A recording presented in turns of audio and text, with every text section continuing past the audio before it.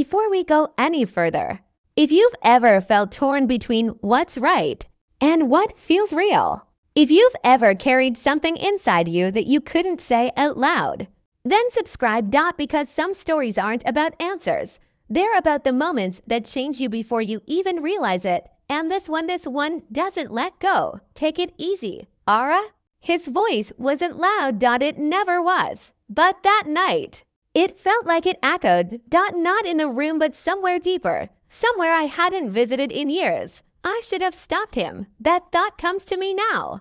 Clearer than anything else. Sharp, certain, unforgiving. But in the moment, there was no clarity, only feeling. Only the strange, quiet pull of something I didn't understand and didn't want to examine too closely. When his hand brushed my thigh, it wasn't deliberate. At least. That's what I told myself. It was just part of helping. Part of care. Part of the new reality I had been forced to accept. But intention doesn't always matter.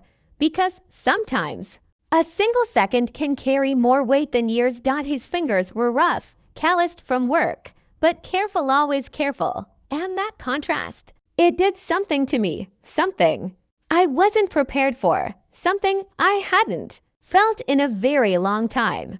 I should have pulled away. Instead, my eyes closed. Not in surrender. Not even in acceptance. But in confusion. Because for the first time since the accident, I wasn't just aware of pain. I was aware of something else. And that terrified me. I just don't want you to hurt anymore, he said. Softly. So softly it almost disappeared into the silence. And yet, those words didn't fade. They stayed. They settled. They changed. Something, because they weren't just about pain. Not really. They were about being seen.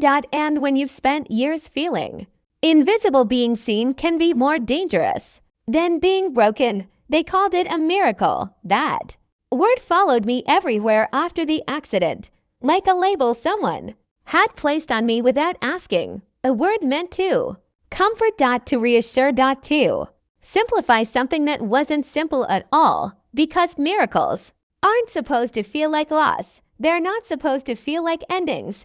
But mine did. It happened on a road I had driven 100 times before, a stretch of highway that curved along the coast, where the air always smelled faintly of salt and rain. That day, the sky had turned without warning. Dark. Heavy.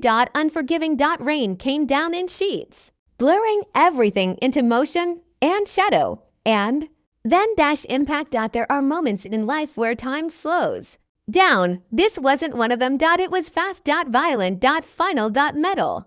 Screen. Glass shattered. And the world I knew disappeared in a single breath. When I woke up, nothing felt real. Not the room, not the voices, not even my own body. It was like being placed inside someone else's life, someone weaker, someone smaller, someone I didn't recognize. Pain came later. At first, there was just emptiness, then confusion. Then the slow, creeping realization that something fundamental had changed. That my legs didn't respond. My body felt disconnected. As if parts of me had been replaced with something artificial, something cold. 3 weeks, someone said, you've been unconscious for 3 weeks. 3 weeks.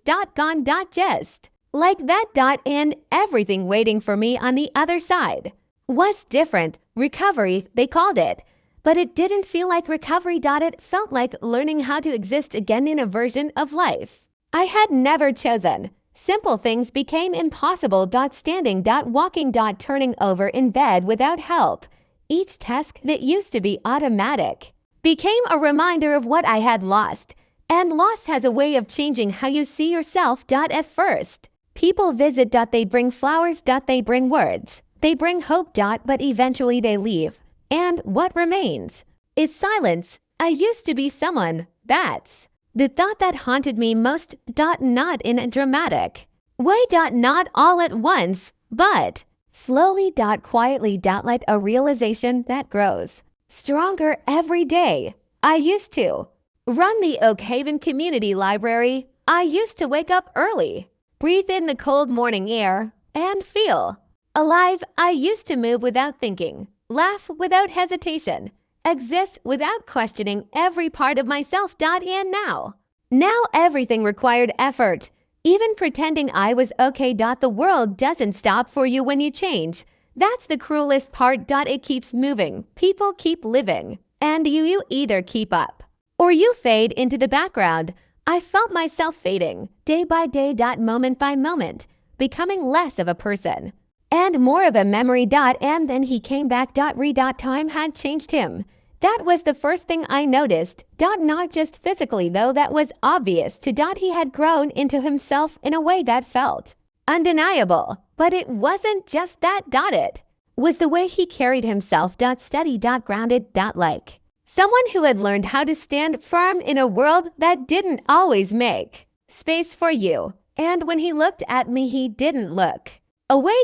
Not like others did. Not like people who didn't know what to say. Not like people who saw me as something fragile. He looked at me like I was still there, just until you're stronger. He said. Simple. Certain. Like it wasn't even a question. And for a moment, I almost believed him. He stepped into my life without hesitation, into the gaps, into the spaces I couldn't fill anymore.